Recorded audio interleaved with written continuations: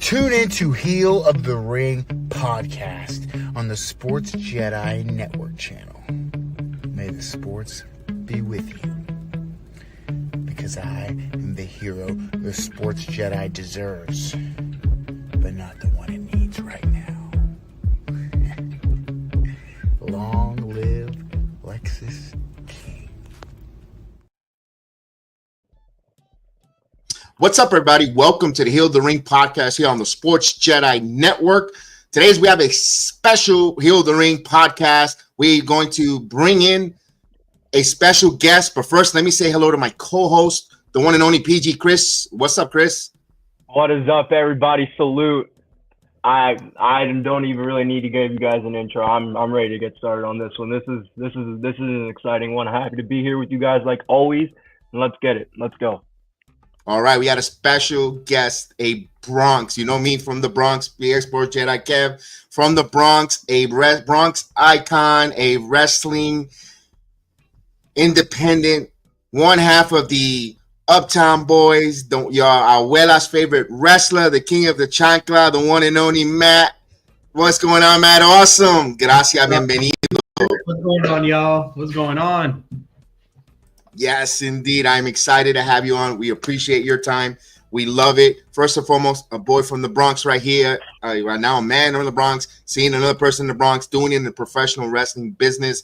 It gives inspiration for a man. I see it. I love it.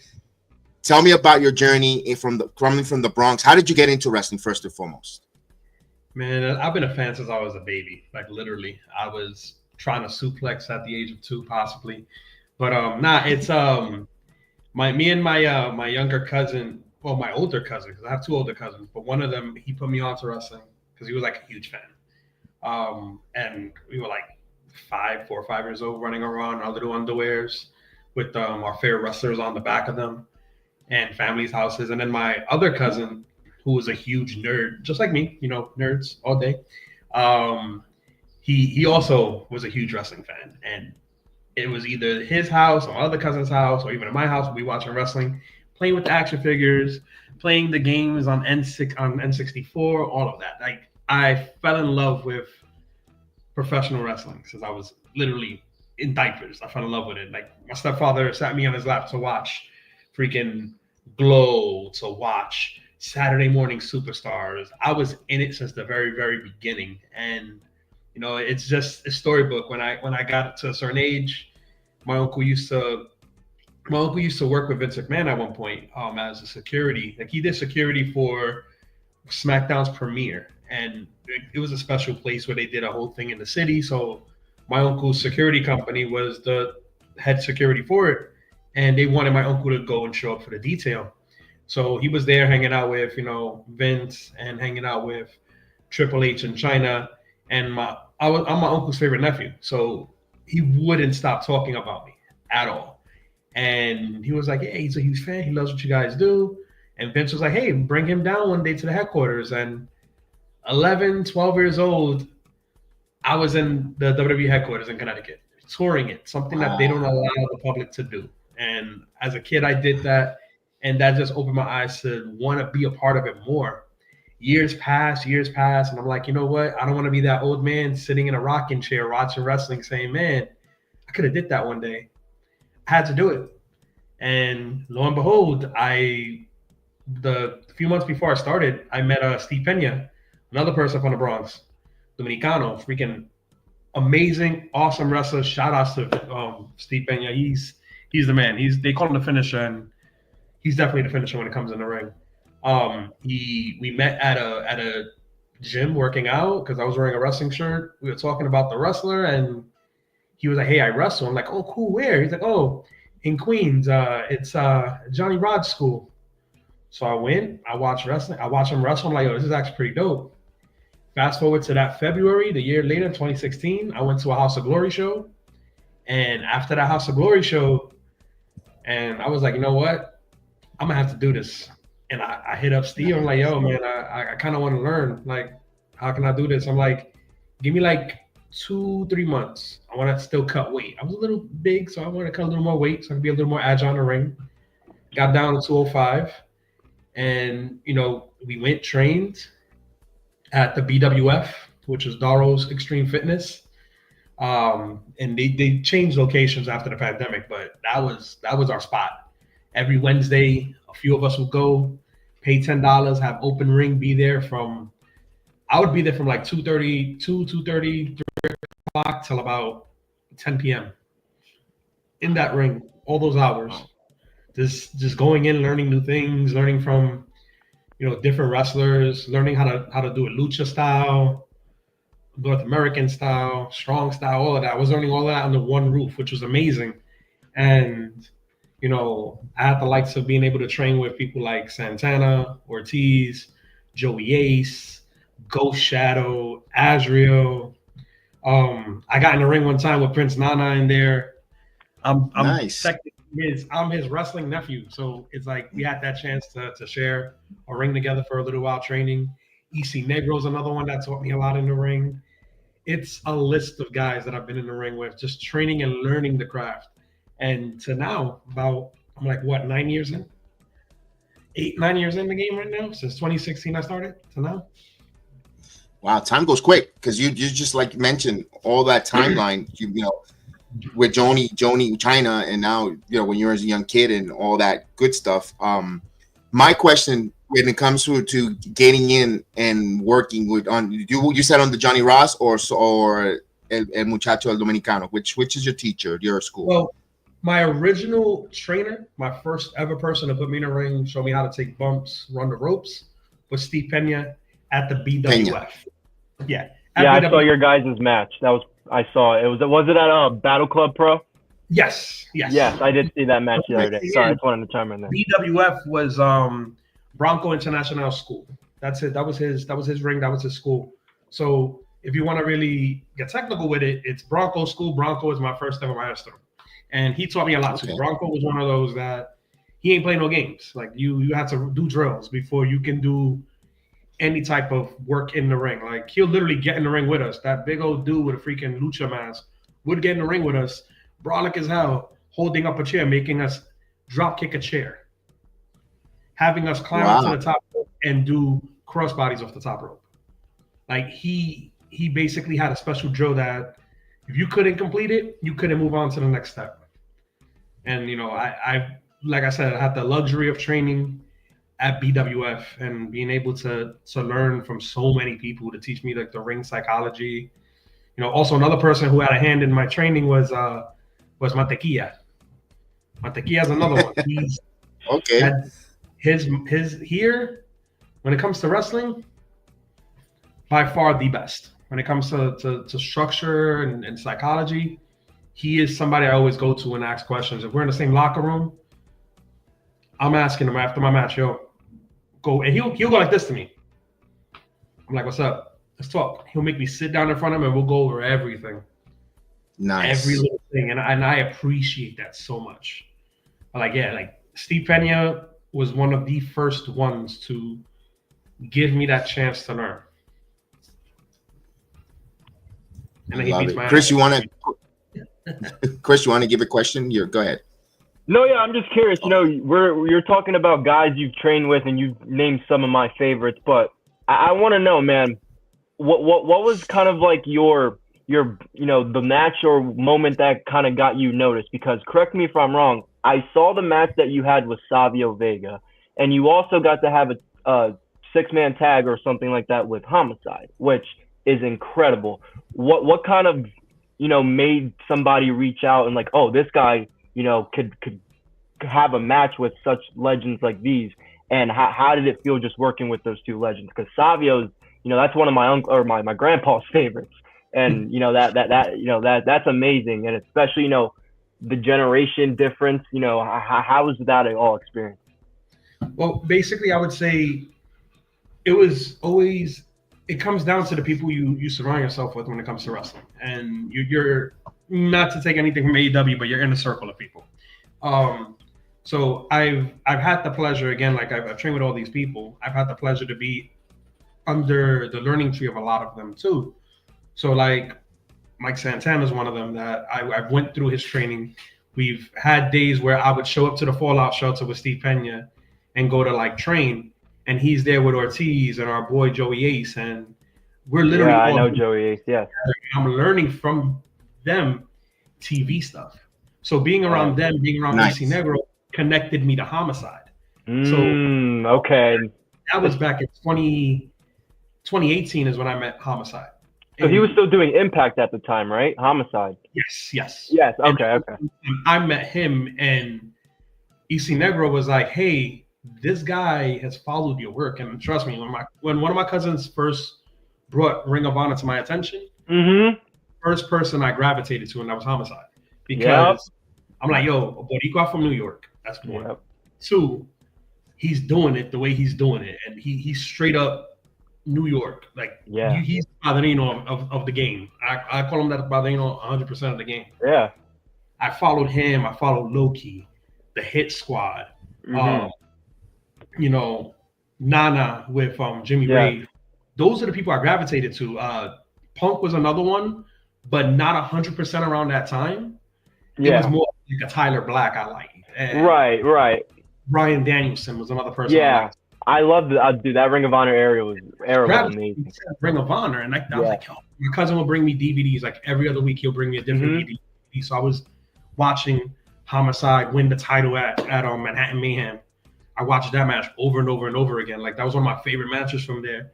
And I didn't per se mark out when I was in the locker room with him, because it was funny, because that same show I got in the ring with the late great Vince Steele, who was another person who was me in my very beginnings too, because another Bronx boy from a few blocks away from where I grew up at.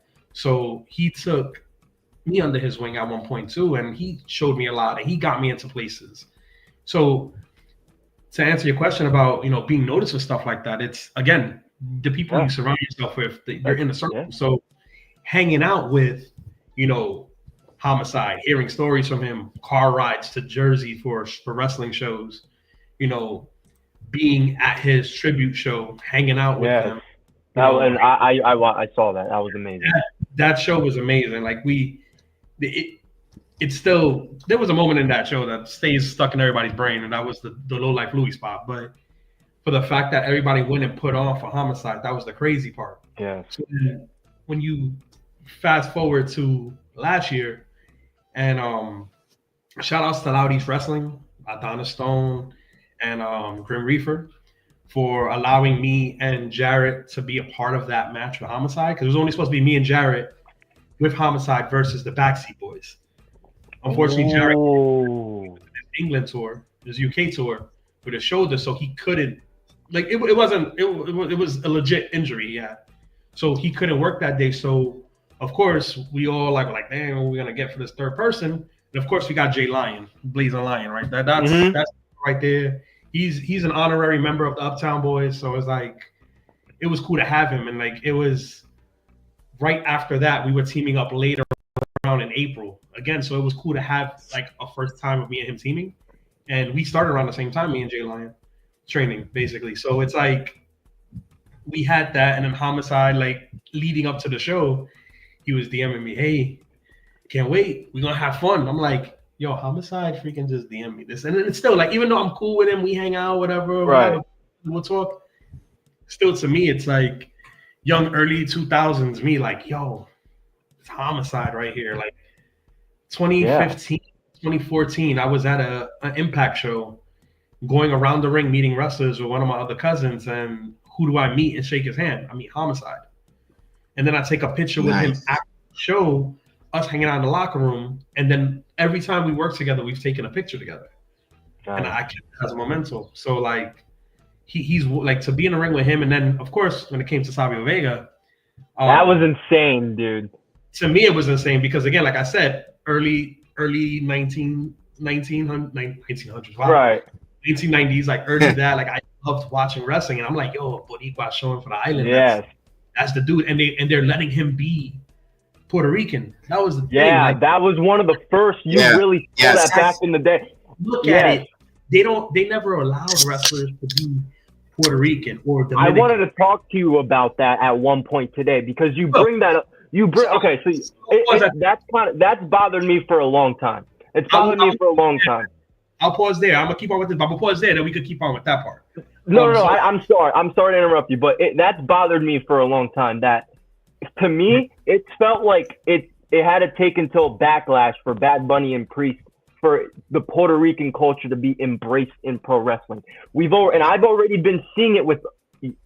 You're not going to find two guys in this community that talk great and love Mike Santana the way me and Kev here. Oh yeah. And we have been watching Mike Santana rep before he was in AEW, rep the Puerto Rican flags in Impact.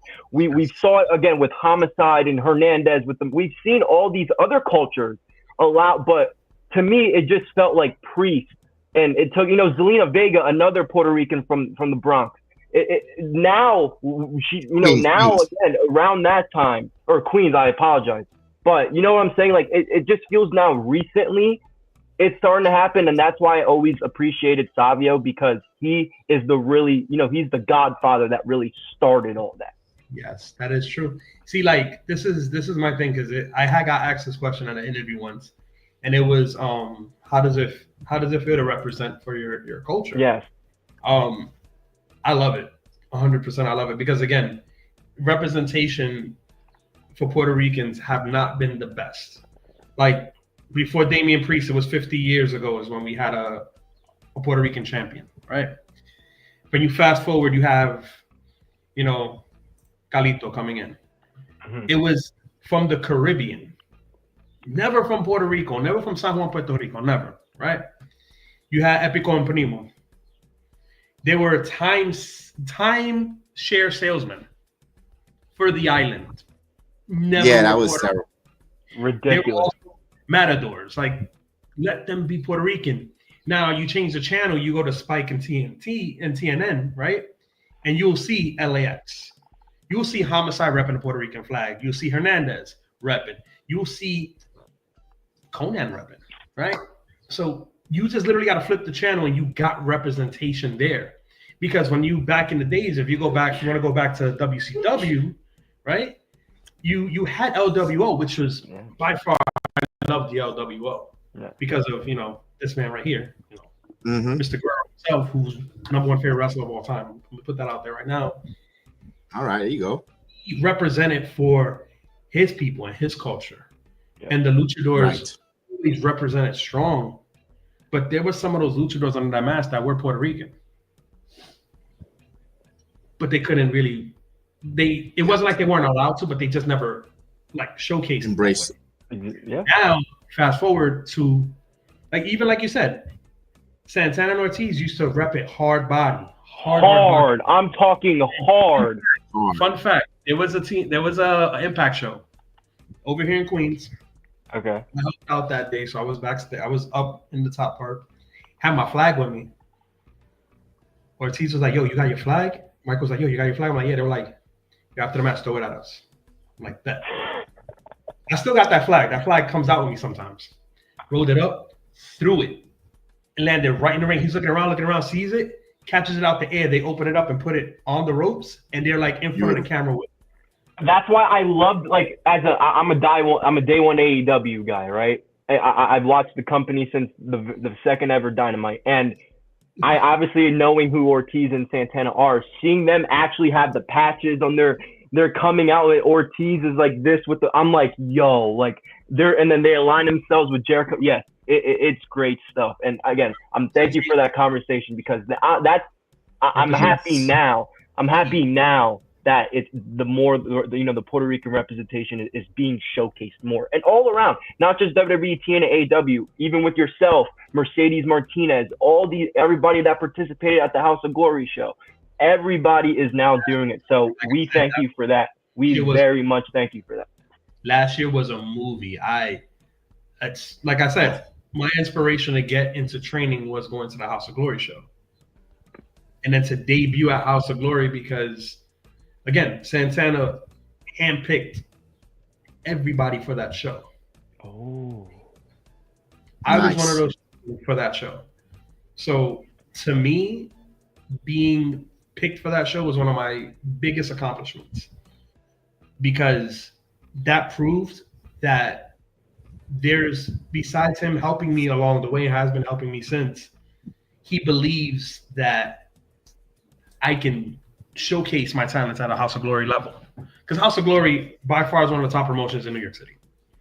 If not one of the top promotions. The top promotion in New York City. And it's basically, to me, to be a part of that, like, yeah, I'm not going to throw shade anywhere else because Battle Club Pro is a great place. It's amazing. We Are Wrestling is also a great place. Amazing. Brings in the best talents. Loud East. Even though we run in Jersey sometimes, we run in the Bronx, we run in Queens, we're running in Queens next month. Another place where you get prime wrestlers. GWA is another place that gets prime wrestlers. All these companies that are in the New York area, House of Glory is like top, like main stage. So for me to hear my music in where they showcase their shows every single month, right? And me having to go through that door and walk down that ramp, I was ecstatic inside. Like I had to hold in my emotions because I was like, yo, I'm gonna cry. Wow. Like I was legit felt like I was gonna cry coming out, and I'm like, yo, Mike believed in me enough to put me not only in that scramble match, which by far I feel that scramble match was freaking every talent in that match. That was awesome. Yeah. Me, awesome. Chris Cage, Pedro Dones, Elijah Eden, and Corey Mack. That right there is like Boricua Central, all of us. Mm-hmm. Yeah. The opening match to set the tone for the rest of the show. That was phenomenal. Think, opening match. No, opening match sets the tone for the whole show. So exactly. We had to, and we put on, like even the Chancla put on that night. Mm-hmm. But, again, like that show, like part 2's coming, and I'm gonna say it right now here, and I know it's live, and there's people who watch it again later.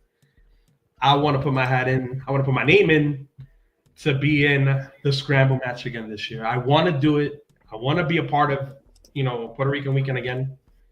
It was, like I said, it was a movie last year. It's gonna be crazier this year. And yeah, it's hopefully you guys make it out. Like I know it's the festival. I know it's the day of the festival. The festival ends at 5, but to get a good ride in, just take the train to Grand Central, hop on that LIRR one stop, Jamaica Queens, and you get there fast. Start time is 5 o'clock. You can leave the festival at like 3:30, 4 o'clock and get there on time. That's all I gotta say. Matt, we're gonna send our partner in the channel to represent us because JetBlue won't get me there in time. I'm in Orlando, Florida, and my man is in Allentown. I'm in Hershey, Pennsylvania. Hershey. So our partner in the channel, he's in Brooklyn. We're gonna buy him front row tickets and we're gonna send him to represent us. But last year I did a watch along on the Puerto Rican weekend, and we're probably gonna do a simultaneous watch along as because from Orlando, Florida, we send a lot of love. If you look at if you go back on my Twitter, I kept tweeting everything, your match with the Chancla spot, all that. And while we were doing a watch along, I freaking marked out because era mi gente wrestling, people that look like me doing the same thing. It was phenomenal. I had goosebumps just talking about it right now. It's just seeing in the pride and Carlos Colon in there, with his sons and watching that legend. Because my story, it begins. My grandfather got me into wrestling from all the way to the beginning. One of my mother's favorite wrestlers was Pedro Morales. And you were talking about someone that WWE did not embrace and let him know that he was from Puerto Rico, was Pedro Morales, who is, I believe, is like the 4th longest world champion in the company's history. But you ask people where's Pedro Morales, they'll probably tell you Mexico. No, he was Puerto Rican, and he sold out the Garden. He did that back in those days when it was taboo to say you were Puerto Riqueño. So to see all that there and see that now, and then seeing the evolve of the influence of Puerto Rican wrestling, it just continues to be prideful because we're from the Bronx. I'd be able to move to Florida, be able to go to home, raise my children, but I never forget my roots in the South Bronx, from 149th Street and Wales Avenue, growing up there, going to St. Mary's Park to listen to a kind of festival. So I know all that. And my father had a bodega in Freeman and Southern Boulevard for 13 years, growing up in that part of the South Bronx. When back then the South Bronx was supposedly the Bronx was burning, you know. But you know what? I'm still, even to this day, I'm still proudful to say I'm from the Bronx. I don't lose the accent. My channel was BX Sports Jedi. It always the Bronx. I'm enamored with this borough that gave birth to us, and to see you wrestling from the South Bronx and the Bronx, that you, Mike Santana, you know, seeing all the wrestlers that come from there. I've been friends with Bobby Munoz, real legit. He does independent wrestling here in Orlando, Florida, in Florida, from the Bronx. You know, it's a pleasure, and I back it up. You know, Bobby? I wrestled him. Oh, yeah, cool.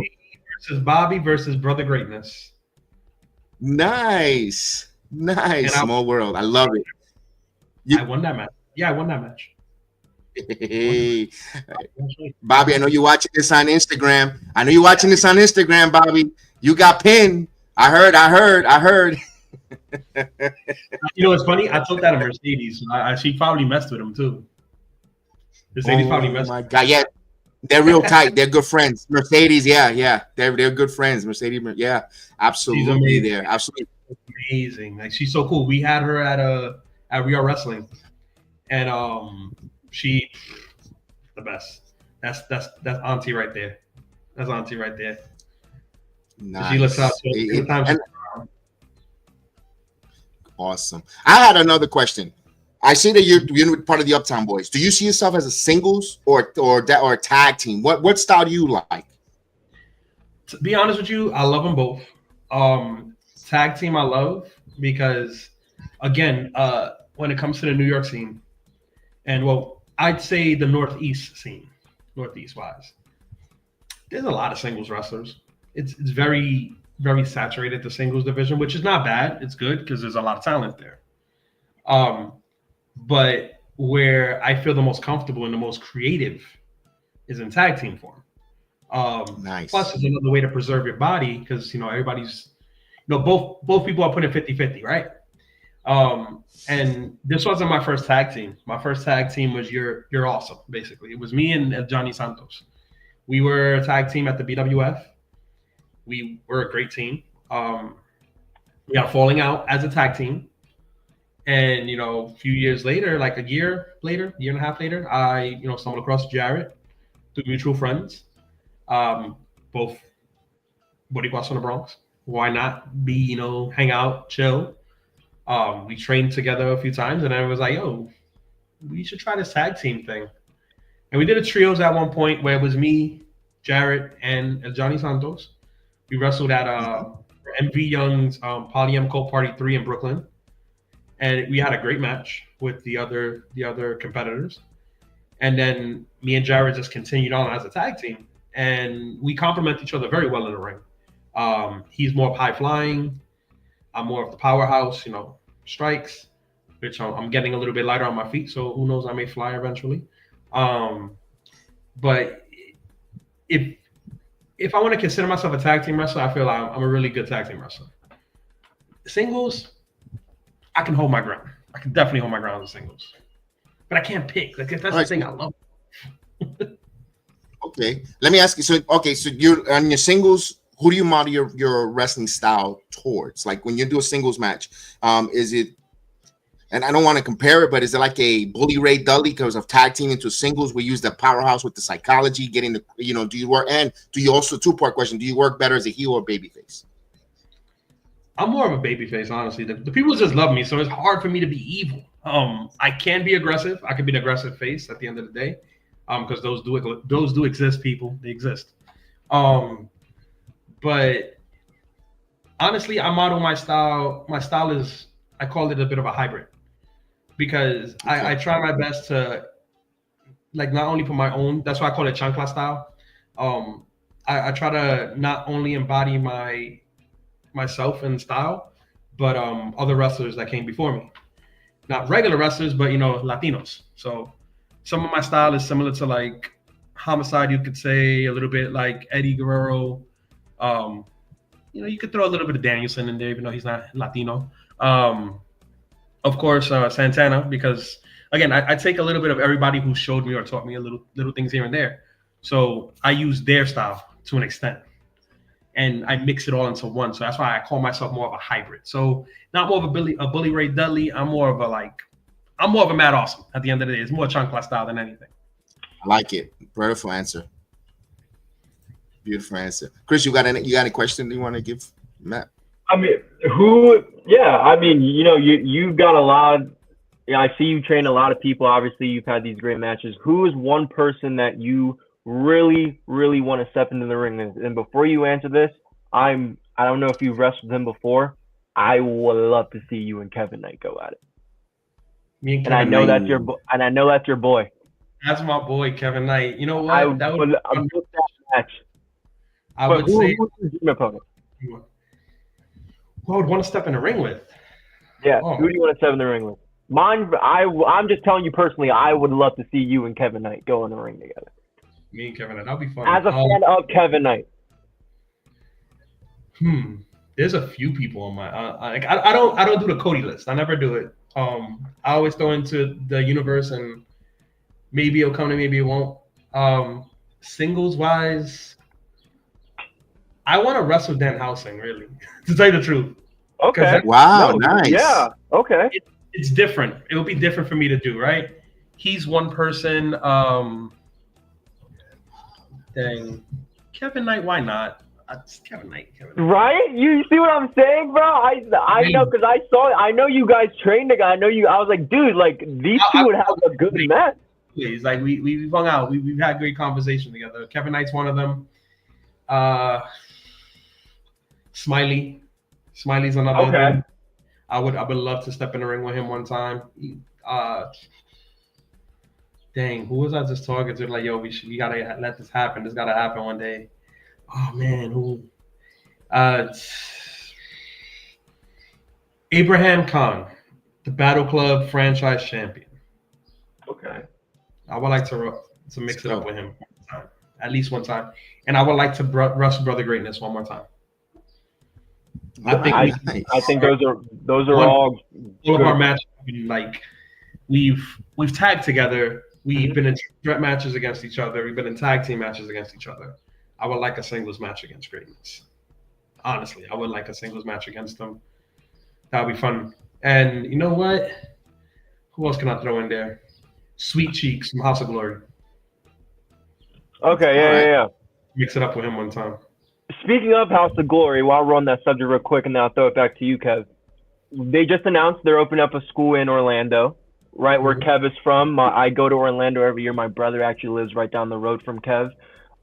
So would you, could we possibly see you in the future? One, maybe it's kind of a two-part, doing more shows for House of Glory in the future, and then two, maybe stepping into the Orlando, Florida scene, or maybe I don't know. Or do you have some bookings in the future near that area? Well, when it comes to the bookings in that area, working on it.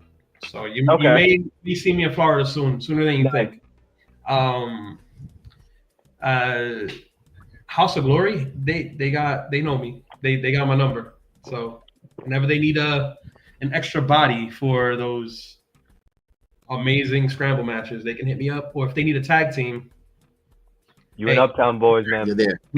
We've wrestled main event before, and we had a hell of a match with them. That to me, that was one of my favorite matches that year. I love House of Glory, and I'll throw it back to Kev real quick, but I appreciate what House of Glory does. They give us so much. They give us talent from their homegrown to showcase. They showcase guys like you who are in that New York independent scene, and then I love how we just saw Mike Santana versus Takechna. I mean, where else are you gonna see wrestling like that? An independent scene. Where are you going to see Mercedes Martinez versus Indy Hartwell? Where are you seeing? There's no independent company right now doing it like House of Glory. So I appreciate House of Glory for giving us a little bit of everything, man. It's really good. Shout out House of Glory. There you go. Good job.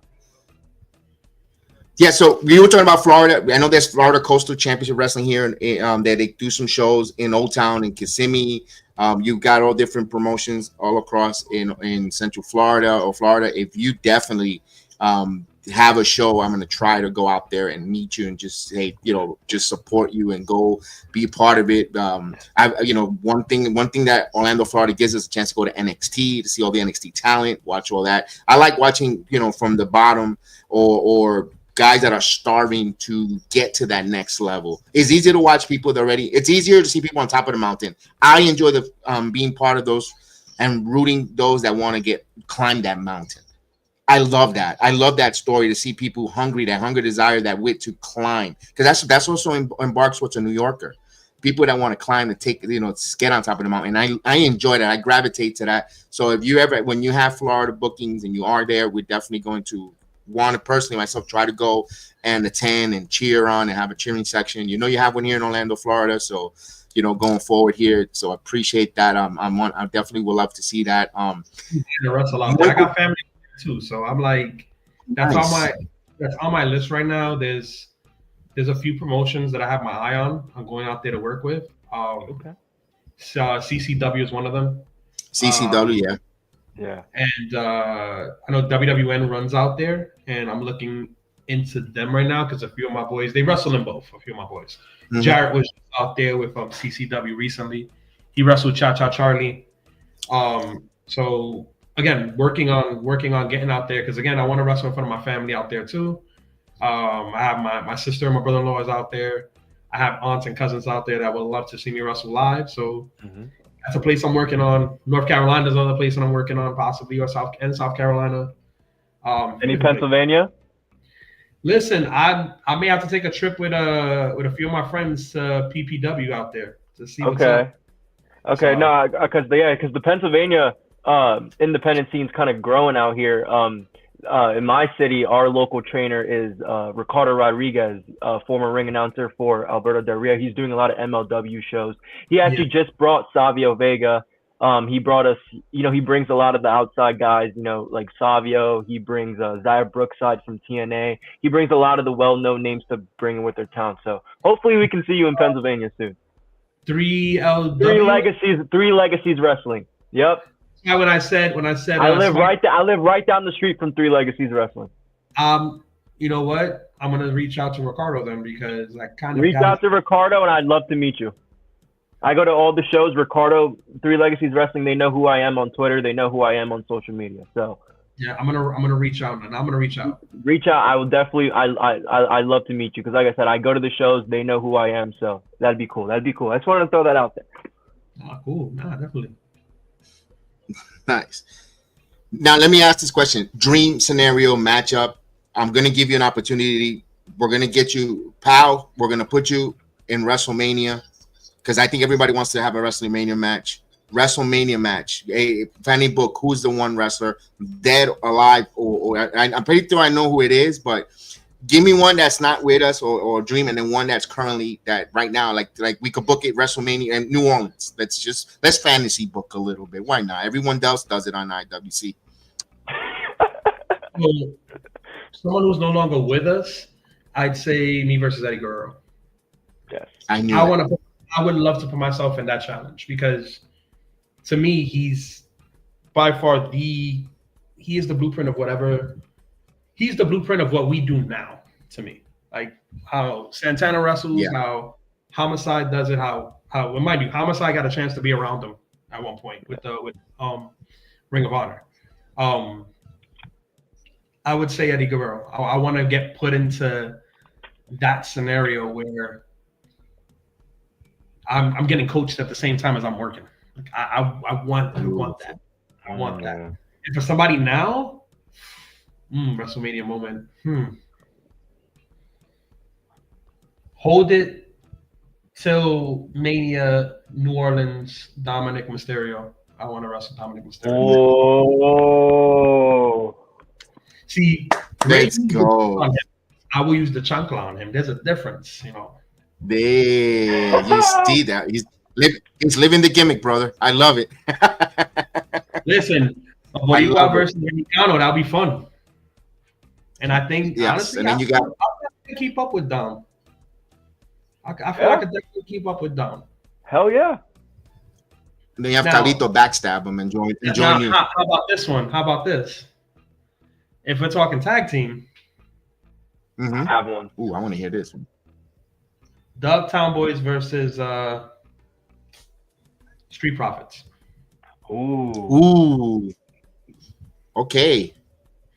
And if I guess you got your hands full with Dawkins. I'm going to go to the past, right? Uptown Yeah, Boys let's go to versus the past. Mysterio and Guerrero. Well, Nice. Ray and Guerrero when Rey Mysterio lost his mask when they were the Filthy Animals. Right.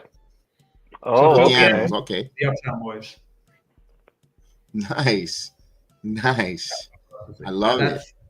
That's booking in my mind right now. See, so we're talking a lot of wrestling here, right? Yes. And I'm curious to know, Matt, what's kind of, I'm not going to ask you what your favorite promotion is, but I'm kind of curious, right? What's kind of your favorite, quote unquote, like, I guess like one of your favorite ones to watch, right? And the reason why I'm asking is because to me, we see AEW with like, they're really heavy on the wrestling. A lot of people could argue. Again, I'm just alluding to what the bums in the IWC say.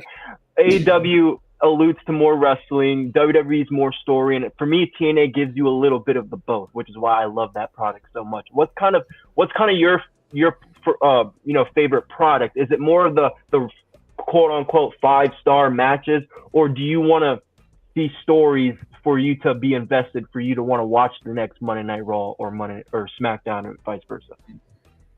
Dang.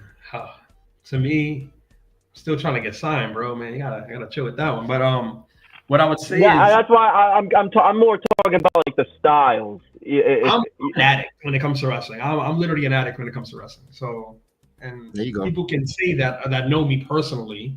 Right. Say I'm an addict for wrestling, and I just can't get enough of it sometimes. And I watch Monday nights. I watch sometimes on Tuesdays. I watch Wednesdays. I watch Thursdays. I watch Fridays. I watch Saturdays. And if there's a pay-per-view on Sundays, or I'm watching GCW on Sundays, off through my phone. Honestly, I love them all, and there's a reason why. Me too. Each of them, because you're right about TNA. TNA gives you a little bit of both. You get great matches, and you get great stories. AEW, they're getting more along the lines of having those great stories now, when they did in the past. But a lot of absolutely those stories, because at that time you only had Dynamite and Rampage, and Rampage was always taped, so it's like, oh, what we're gonna get. And if you were at that tape, already at that taping, you already knew what was gonna happen. Versus Collision being some of the time Collision is live now, so it's like you're getting a little bit more better stories now. You go to WWE, you're always going to get the better stories. You're going to get great matches, but you're going to get more theatrical stories. I love a taste of each of them, because I love that. One being in the level that I'm at, because I'm never going to say league. The level that I'm at, we have to learn all of that. We have to learn how to tell a story. We have to learn how to be athletic in the ring. We have to learn how to tell that story in the ring when we're moving around, because we don't have shows 2 to 3 times a week with that same storyline. Example, me versus Jay Bougie. Yes. It started that match started September 2023. He cheated me out of my win when that was my redemption match. Yes. Fine. Didn't get another show until that February when we went on 1. Won the title, but by default, his partner, his boy, put his foot on the ropes, and they overturned the whole thing. Lost the title in a few seconds because he lost. We're telling a story there, but we kept on jawing back and forward online. We kept on keeping the story alive. Thank you for social media when it comes to that. Yes. Back and forth, keeping the whole storyline going until the Lo Que Pasó show with We Are Wrestling at the Pegal versus Kong Kong match. Again, representation. He came in, ruined the match, no contest. Hit me with a chair to keep it going.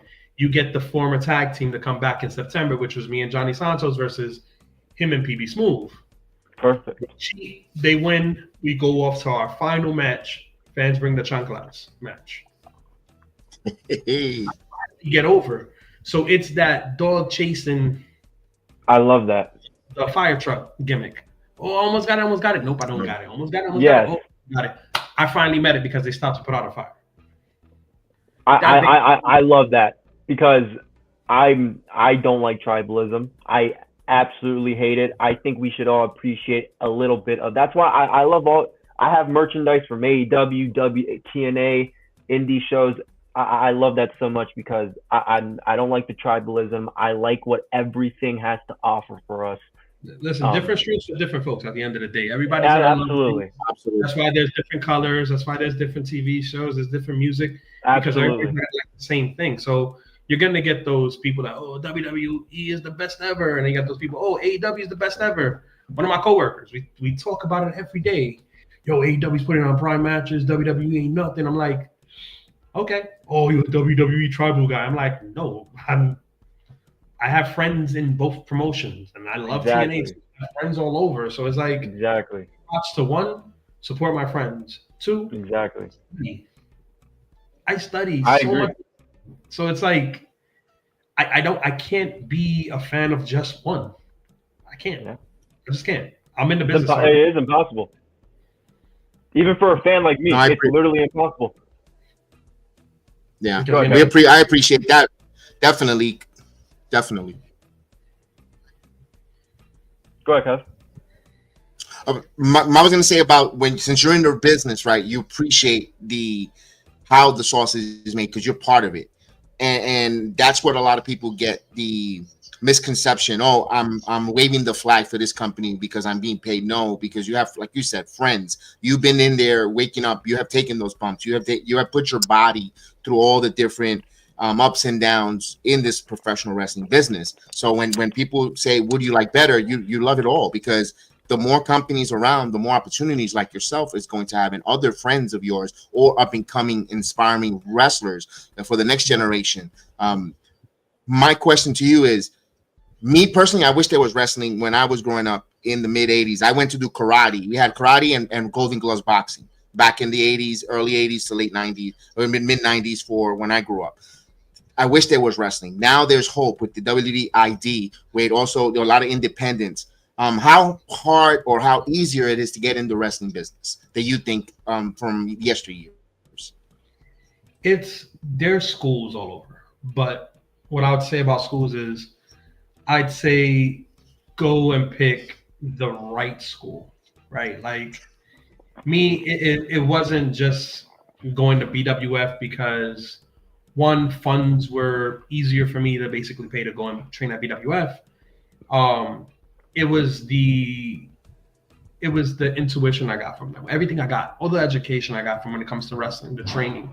Again, learning all the different styles. A lot of schools do that, but I got the chance to train with a lot of people around that time. Find a good school, reputable school. House of Glory, Fallout Shelter is another good one. You got Creative Pro, which is Wrestle Pro, I believe now. Yeah, Monster Factory. Somebody put that up there, Monster Factory. If you want to go all the way out to South Jersey for that, there's so many places you can go and train. It's getting the right teachers and dedication. Like you really have to dedicate yourself to basically feedback because you're gonna get feedback. That roll was the shits. Get back up there and do it again. You're gonna roll until you're dizzy, like you want to throw up. You gotta have that dedication. You gotta have that drive to do it, the passion. I remember when I first started, Santana was there, and he pulled me in line aside, and we had a great conversation, like a private conversation. And one of the things that he said was, "Why are you doing this? Like, why do you want to do this?" And I told him, "Sure." I'm like, "I'm passionate about it. Something I really love, and I'm dedicated to." And he was like, "Okay." He was like, I want to see you go places. I want to see you do things. And sure enough, whenever he was there, I had a chance to kind of pick his brain. When he started the foundation, which was a little boot camp that he set up, like training school at the BWF, I took part in a few training sessions. I was training, doing the pre. I always call it we call it the pre-foundation. Like before he started doing it, he was trying to get a group of guys together to get into it. And I was a part of that before. Because he would do it on the days that I was able to go because my job always gave me off that day, so I would always be in the gym that day training. And then when he actually got the foundation going, it was on days that I wasn't off of work most of the time. So when I would get those days off, I would try my best to go and put in some classes with him. And I had that. I was lucky enough to have that time in the ring and learn from him, who was in TNA, right? At that moment, he was in TNA, killing it and doing it, like doing great work in TNA when LAX came, when LAX when they recreated them, basically. Yes. And then also being at BWF and being able to train with Azure and Ghost Shadow. These are two guys that you go back to those early Ring of Honor days, they were killing it against the SATs and Quiet Storm. They were killing it against Loki. I had a chance to train with these guys, and they taught me a lot of like technical wrestling, and I learned technical from them. I learned one day I was in the ring training with Super Crazy at BWF, learning lucha. I was learning the lucha style. So I had the chance to get a mix of all styles to then go to like be able to do these shows like House of Glory and all of these other places, and being able to adapt to whoever I'm facing. Oh, you like wrestle this style? Cool, I can wrestle with you. I'm cool. I can run this style. Like go to school that could do that. I know House of Glory has, since they have Amazing Red, they have lucha style. You can learn. They got Mantequilla. Mantequilla is great at that too. Then you got like Fallout Show. So you have people like Steve Pena that'll teach you really good technical work and good footwork. Also, you got Prince Ahmed, who's another amazing wrestler. I had a chance to work with him before. He's great at technical work. Jorge Santi's another one. He's great at teaching you how to tell that story in the ring and how to move. He used to be a stuntman for Marvel at one point, for the Marvel live show that was going around state to state. He was one of the stuntmen there. So it's like you're learning how to do the right stuff with these people. Masha's a trainer at that school. You're learning from the TNA Rock champion. Now Masha's another one. From the very beginning at BWF, I've had a chance to get in the ring with Masha to train before she got signed to all these places. Early Masha, like it's crazy. Like going to BWF, I learned so much, and that's kind of like how the Fallout Shelter is too. I would say that you can learn from so many people. Some people sometimes just show up there, like Santana shows up there and does a class every now and then with a few of the students that are there right there. He'll take over the class and he'll work with them. Like it's get a good school, because the moment you get a good school under your belt and you work their student shows, you pay your dues, that opens a lot of eyes to people. You got to be present on the social media platform. You got to do a lot, and it's a lot easier to get into the business that way because you have somebody like Tommy Invincible. I'll just throw his name out there. He's a funny guy. He's cool. I've hung out with him in locker room. Love that guy. I love that guy. He figured out the cheat code, I'm guessing, and look at him. He debuted at Hammerstein this year against Matt Cardona for GCW. He was mentioned on a podcast to Triple H. Pat McAfee. I was watching the Pat McAfee Darius because when they were doing the Randy Orton, Darius Butler, he was like, we should get Tommy. And everyone started going like, everyone was like, oh, we know about AJ. Like, yeah. He's from the Bronx, right? Present. Yeah, he actually is. Yeah. He found a way. He found a cheat code to be present on social media, and something about him that just opened the doors. Like this, it's my boy Tim. My boy Tim's not even a freaking wrestler, and he's doing Subway Mania, and he got highlighted at the WrestleMania intro video. Oh, wow! Subway Mania, and Jey Uso even put the video over. He's not even. I saw that. Yeah, the Subway. Yeah, the guy's eating in the corner with him. Like, it's by far like. So that's the way we saw them last year at the Puerto. We saw him last year at the Puerto Rican on House of Glory show. Did he wrestle part of that Subway entertainment part? Or No, that was they were just there to they were doing their content there for Subway Mania. But okay. He wrestled. They did a wrestling match for Invictus Takeover, STP versus the Takeover a few years back. They wrestled on that show because there's like two guys that are with that actually trained wrestlers, and then him and his other boy. They're not trained wrestlers, but they do good. they do their thing.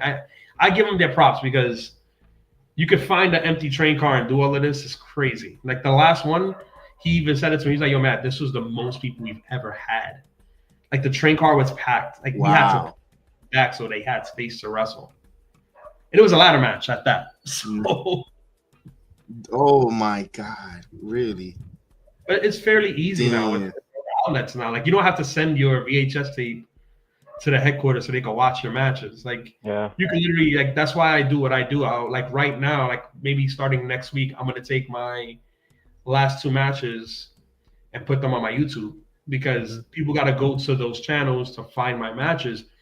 By all means, go find those promotions and watch their shows because they have great talent. They have great matches on there. But like, it makes it easier for people who want to find, oh, what's Matt Awesome up to? Let me watch his matches. Let me watch his matches back from 2022. Let me watch his matches from 2 years ago, a year ago. Like you can find them now, all in one spot. Like, and it makes it a lot easier for promotions looking for me. Or say I send my stuff to AEW and they need like 2 matches of mine, 1 tag team, one singles. Right. I can singles match. I can send them a tag team match, just sending them the link from my one page. And then if they want to just go through the rest of them, they can. Nice. There's opportunities, but that's the positive of the social media and the digital world that we are now. It's so much easier to get recognition, to be seen, to be heard, and get a following, which we appreciate it. So whenever you got content out there, you just let us know. We push it. We'll support it. We'll retweet it. We'll give it to the moon because you don't know how thankful and grateful we are that you're here this afternoon with us on there. Chris, any other questions before? No, we appreciate the 1,000 people that are in the chat, and most importantly, Matt, we appreciate your time, dude. Thank you so much. This is a conversation we wanted to have for a long time. My first, match or impression I saw of you was at the House of Glory show, which when I got the text, got it, I was like, oh my God, like I was very excited. So thank you so much for your time, dude. Nah, thank you so much. Listen, if you want to watch any of my matches, go right onto my YouTube and watch. I have. Like that's why I saw your match. That's why I meant. That's if you noticed, I mentioned Battle Pro before you did. Yes, Battle Club. So because I saw your match with Steve Pena on your YouTube channel. That was one of the hardest hitting matches I've ever had. You took some bumps on that one. Listen, I didn't go down without a fight. I fought back. No, it was good. I watched the whole thing, and that's why I wanted to mention that. But no, seriously, Matt, appreciate your time. That match to me was like that to me was a very important match also for me because one, he was your trainer. He trained me. 2, that's my best friend. Like he's my best friend. See, when we met in 2015 before I started training, and we were friends. We became friends. Then he trained me, and then we became best friends through that whole time frame. And I'm there for him as much as he's there for me whenever we need to talk to each other. And to walk in that day for that Battle Club taping, and Joe Kim Morales, who runs Battle Club, pulls me aside. He was like, "Yeah, the person we're gonna put you to wrestle with, they're not gonna be able to make it. So you're wrestling Pena." I'm like, "I'm wrestling who?" "You're wrestling Pena." I'm like, "Does Pena know he's wrestling me?" He's like, "When he gets here, he'll know." I'm like, "Damn." So as soon as he gets there, I'm downstairs in the locker room getting dressed. And I'm like, "Damn, I'm gonna die tonight." I'm going out a blaze of glory tonight. And he comes downstairs. He's quiet, getting changed up. He's like, "So, you ready to die today?" I'm like, "Let's go ahead and kill me. Let's go." And then we literally. It was hard, but I'm sure after that he was like, "Okay, this guy got something." You could see I'm it. sure the respect. Exactly. I saw it at the end. You can tell his level of respect for you went up a little bit in that moment there. Exactly. So like, it wasn't only him after that match. Like it was also Joe Kim at the very end of the match. Yes. He embraced me, gave me a big hug. Yes. In that hug, he was like, "Yo, I'm proud of you." Like, he gave me a hug. He's only proud of you. As I'm walking and I get to the back and the commentators go to the back, Rembrandt comes up to me, gives me a pound, gives me a hug. He was like, "Yo, I thought we were going to have to put up EMT for you because I thought you were going to die." I'm like, "I'm alive though. I'm good. I'm walking. I'll feel it tomorrow." And sure enough, I had Pena's handprint on my chest for about a good week from them chops. Because I mean, you think Gunther's chops are crazy? This man trained with Gunther at one point, and Timothy Thatcher. He trained with them out in Germany for like a whole 3 months. This man hits hard. I've been chopped by Santana. That man hits hard. I didn't like it. I don't like it. We just got done on Sunday. We do our streams, our watch along streams, and we were watching the Santana and Ali match live right here, and you can go back, dude. It was insane, right, Kev? Dude, we were just sitting here like, because you see every single match he has. And again, we've been fans of him for years and years and years, and every single match he has, I mean, he's jumping, he's bleeding, like, and it's so intense. Like, yes, I love it. I love it. That was a hard hitting match, and the other match that I feel was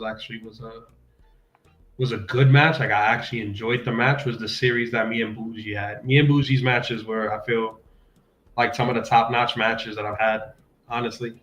And then if you want to go a few years back, me and Lucas Chase was a good one. So if you want to go back into my, because I think I had it set up as a playlist too. Yes, you do. Yes. Me and Lucas Chase for PPW on PAPW, freaking hard hitting, demolish each other. Me and Fly 9 Noriega was another hard hitting match. Me and Jarett, we actually went at it 1-on-1, and we beat each other up a bit. And that was another good one. Again, I'm facing my brother basically, and it was fun. Yeah.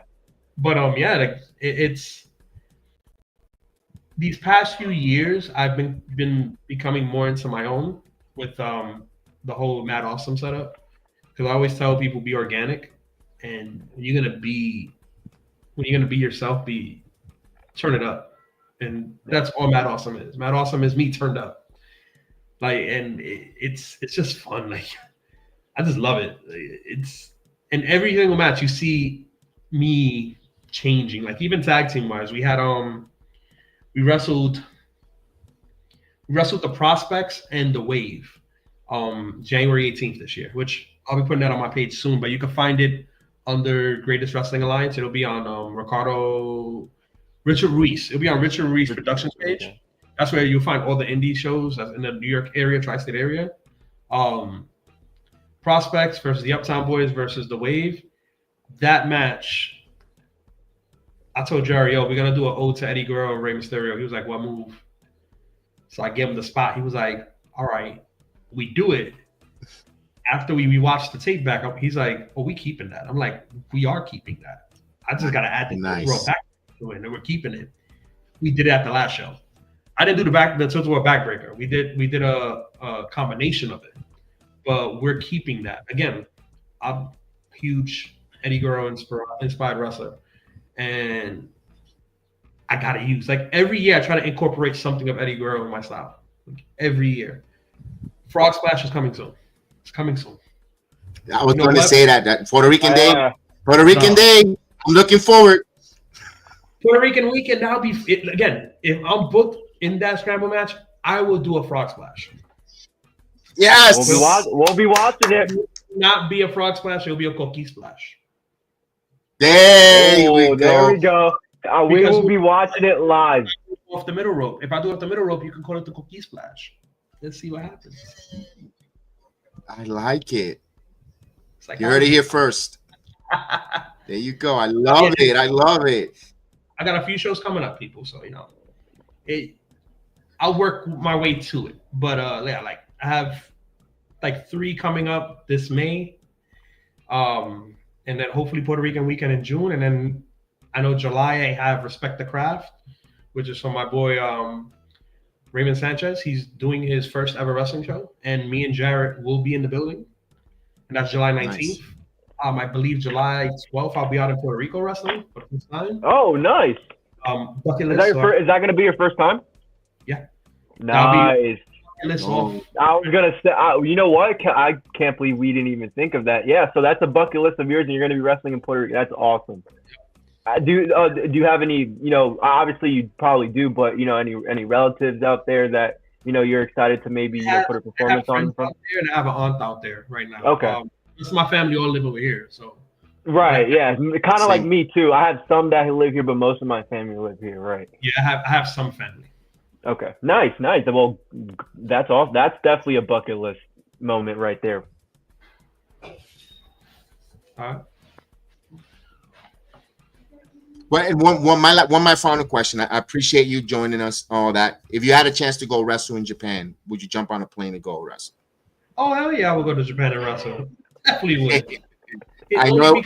I was. And I would love to see it. Like, a few of my boys are. Well, one of my boys is going out there now, Rob Martyr, who a lot of people don't know. He is also Puerto Rican. He's Puerto Rican black.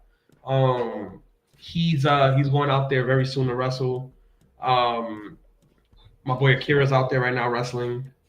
A lot of us have been out there to wrestle, which is actually dope, and it's like a huge achievement for a lot of people. I would love to go to Japan. I would love to go to Japan, hands down. But to be able to wrestle out there, that would be dope. That would definitely be dope. I want to wrestle in Canada. Yeah. Wrestle in Canada. Maple Leaf Pro Wrestling. You never know. Yep. There's C4 out there too. You never know. C4. Yep. C4. Yeah. As well. But again, we have all his information scrolling on the bottom here for Matt Awesome. Please follow his YouTube channel right there at Concrete Me 117. You can follow him on X. You can follow him on Twitch, on YouTube, on X. Please support with merchandise. One thing that we stress with a lot of these wrestlers from independent, even the professionals, one way you show your love, your support by cheering and rooting for them, but also buying their merch. We definitely have to purchase merchandise because that helps them. That tells them we appreciate and we thank you, especially the shirt with the chancla. I need it yesterday, and I can't wait to get that. So we need to find that or whatever. All that information is there. If you want to book him, Wrestling Promotions, you have his link tree underneath there. Check it out. He's taking bookings. We want to put him over. We want to get him to where the sky's the limit. Doesn't matter what promotion, where it is. We want to see him wrestle, and we're gonna say, hey, we could say friend of the show, and we conversate with our fellow Boricua, fellow Bronx Knight, and we want to make sure that he continues to get over and help others, because I know he paves the ways for others. That there might be a kid out there in the South Bronx that might get inspired. Listen, one thing I did, I played baseball. I stopped playing baseball. You know what I did? I coached Little League for 5 years because I couldn't play. I'm going to teach whatever I learned talent wise. I'm going to spread it to other kids. And I'm pretty sure you do the same with the wrestling business and all that stuff. Give it back, pay it forward. And we need more folks like you. And we really appreciate that, Matt. Thank you again. Thank you. Yeah. Thank you. Always pay it forward, people. No matter where you are, whatever profession you're under, pay it forward. Homicide Olam, Homicide, freaking Darius Carter, Ruthless Lala. The list goes on of wrestlers. EC Negro was another one. He taught me the business part of things, but they all paid it forward and at least dropped some gems on me so that, I could slowly mold myself into where I'm at right now. Right. Yes, appreciate it. Chris, your final question or your final statement, and we're going to say good night because we got other streams later on. Yeah, we appreciate everybody. Make sure after this, 7:30, next game on the playback, 8 o'clock, I will be hosting NXT. Make sure you guys check us out there. Again, Matt, we appreciate your time. Thank you so much. This is a conversation me and Kev have been waiting to have for a while, so we thank you so much for the hour you gave us, and we're excited to see, you keep killing it. And like Kev said, no matter where you're at, you're always going to have supporters here. So thank you so much. Thank you, fellas, for having me. Anytime. If you want to have the tag team on, let us know. Yes, that was my next thing. We need to talk. We want to talk to the Uptown boys. Yes. We need to talk to the Uptown boys. We want to hear from you guys, definitely. Maybe with some gold, because we're out. Oh, the Uptown boys get some gold. We're out for gold. That's it. We only want gold. We need some hardware. My waist is a little bare. I need it. Let's go. We're gonna have it. Yeah, you're gonna get it. It's not a prediction. It's a spoiler. Yep. That is GWA, Shadow, BST in Connecticut. Hey, you got a tag team. We want some gold. Your tag team champions looking a little like off, you can take them from them. We can make things better, and we represent your company a lot better because we got the Jarett Diaz brand and you got the Chancla brand over here. We can, trust me, things will look better. There you go. And you have it right there from the one and only, your grandmother's favorite wrestler, Mr. Matt Awesome. This is the Heel of the Ring podcast on the Sports Jedi Network from BX Sports Jedi Kev, PG Chris, and Matt Awesome. May the sports be with you. Remember, don't get pinned by life. Always kick out and get yourself over. So with that said, guys, buenas noches. Que Dios lo bendiga. We'll see you guys next time. Peace.